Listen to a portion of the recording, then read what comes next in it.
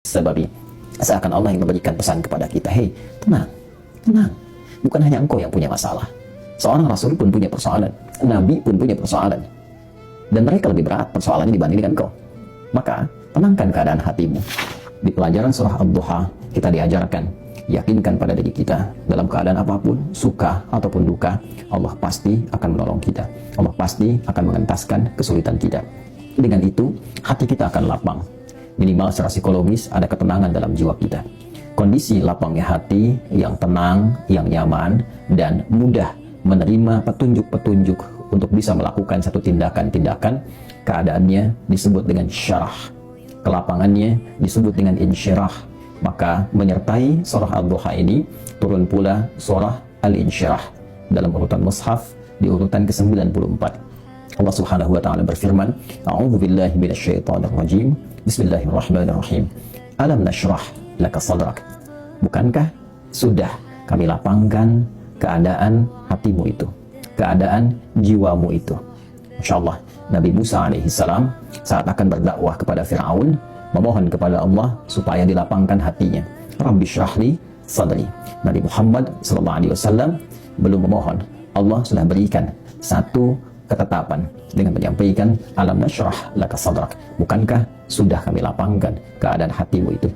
Pesan ini memberikan sebuah gambaran yang kuat kepada kita umatnya, bahwa dengan kelapangan hati itu, persoalan-persoalan yang besar pun akan mengecil, yang kecil pun tidak akan pernah memberikan pengaruh kepada diri kita.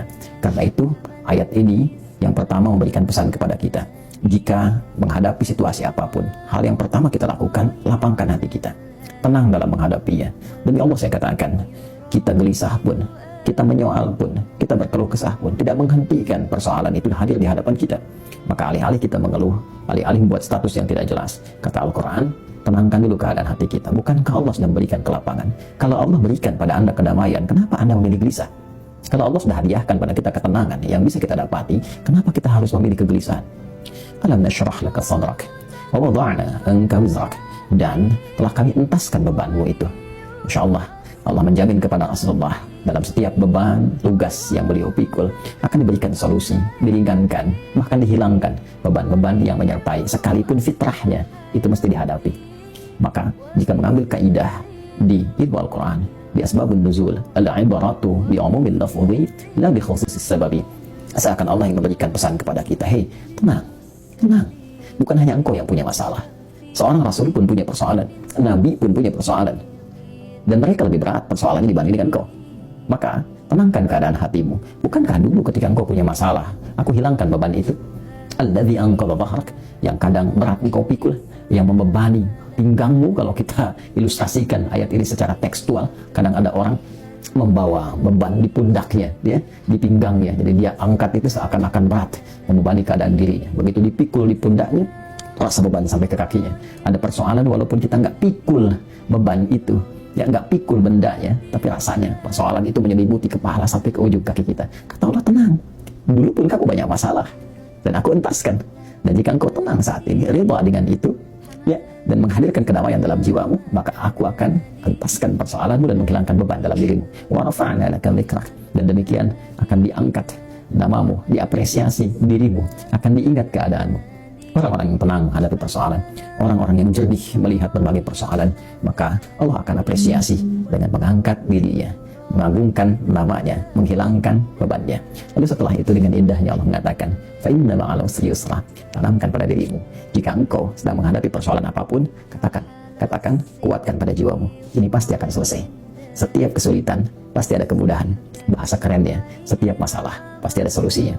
Bahasa singkatnya, ketika Anda menghadapi masalah, katakan, ini pasti selesai. Nggak ada yang nggak selesai, pasti ada solusinya.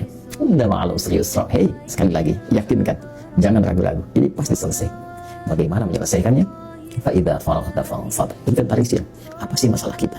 Apa masalah saya? Apa masalah Anda? Tuliskan supaya mudah kita lihat, kita tata. Kemudian kita berikhtiar mencari jalan keluar. Dengan keadaan yang damai, hati yang tenang, jiwa yang bersih, maka semua itu akan mudah dirumuskan dan ikhtiar akan terbentang dengan baik sepanjang kita mau melakukannya. Wa ila rabbika farghab. Setelah kita ikhtiar, tawakallah kepada Allah. Biarkan Allah yang memberikan semua solusi terbaik berdasar ikhtiar yang telah kita lakukan. Al-insyirah, kelapangan, ketenangan dalam keadaan jiwa yang menghadirkan solusi. Jiwa yang tenang menghasilkan hasil dan kreativitas yang cemerlang. Assalamualaikum warahmatullahi wabarakatuh.